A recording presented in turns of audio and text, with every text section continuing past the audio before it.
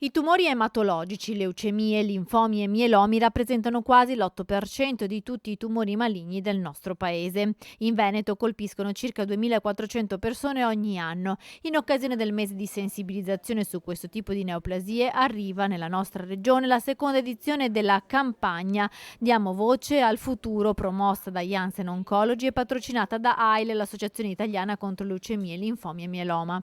La campagna si pone come obiettivo non solo la sensibilizzazione sui tumori del sangue, ma vuole portare alla luce l'impegno di coloro che lottano contro queste malattie: pazienti, ricercatori, medici e caregiver. Noi sappiamo che molto è stato fatto in ambito di ricerca, in ambito di assistenza, e oggi si riesce a guarire in molte delle malattie leucemiche o del sangue. Purtroppo questo è un lavoro lungo e oggi serve il contributo di tutti, quindi mi rivolgo anche a chi ci segue da casa: non fate mancare il vostro sostegno, il vostro aiuto alla terapia farmacologica e quindi a sostenere i nuovi farmaci, l'assistenza tramite il volontariato. Molto sta facendo in questi anni la ricerca scientifica e lo sviluppo di nuovi farmaci con particolare focus sul mieloma multiplo. L'ultima, diciamo così, novità sono le CAR-T nell'ambito del mieloma.